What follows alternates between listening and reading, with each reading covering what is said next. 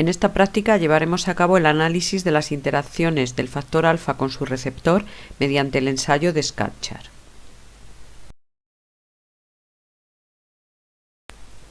El ensayo permite cuantificar la afinidad de un receptor por su ligando. Mediante este ensayo calcularemos la afinidad del receptor T2 por el factor alfa y el número de sitios de unión por célula en cada una de las cepas. Podemos escribir la ecuación de unión de un receptor a su ligando mediante la siguiente ecuación: receptor más ligando, complejo ligando-receptor. Se trata de un equilibrio químico en el que se puede calcular la constante de afinidad o asociación K sub A y su inversa, la constante de disociación K sub D.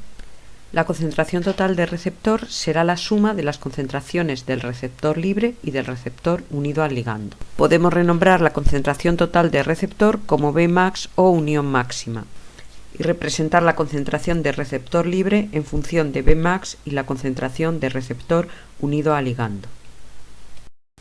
Si sustituimos la concentración del receptor libre en la ecuación de la constante de disociación, tenemos esta expresión, y a partir de ella la ecuación de una recta.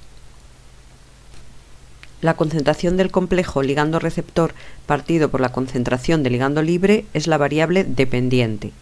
La concentración del complejo ligando-receptor es la variable independiente.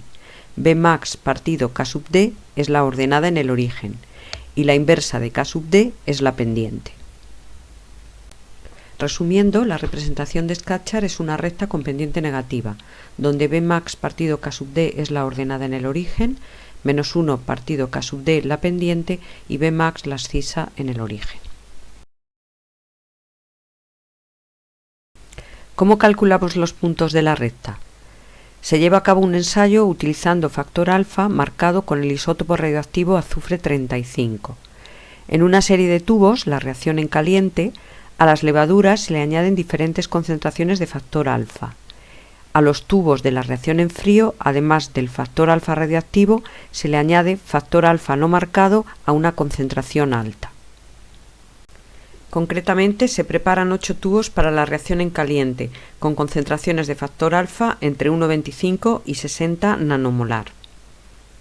En los 8 tubos de la reacción fría, además se añaden 1 milimolar de factor alfa no marcado. En todos los tubos se añaden 5 por 10 elevado a 7 células en un volumen final de 90 microlitros.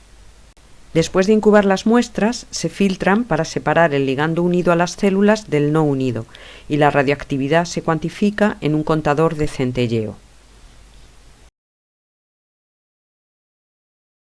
Veamos un ejemplo de cómo calcular los valores de RL y RL partido L para una concentración concreta de factor alfa radioactivo, la correspondiente al tubo 8. Para una concentración de factor alfa radioactivo 60 nanomolar, se han obtenido 680 ppm en el tubo A de la reacción en caliente y 46 ppm en el tubo B de la reacción en frío. Por lo tanto, el número de ppm retenidas en las células será la diferencia, 634 ppm. Sabiendo que la actividad específica del factor alfa comercial usado en el ensayo es 10 elevado a 6 ppm por nanomol, la concentración de ligando unido será 7,04 nanomolar.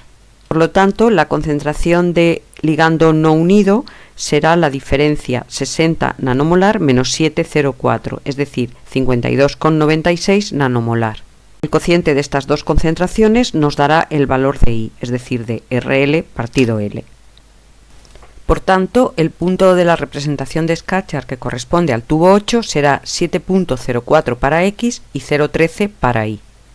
Con los datos experimentales de los otros 7 tubos, calculamos el resto de los puntos de la recta y su ecuación. A partir de la ecuación obtenemos Bmax, el corte con el eje de abscisas, y la inversa de K sub D, que es la pendiente. A partir del dato de Bmax podemos calcular el número de receptores por célula según la fórmula siguiente.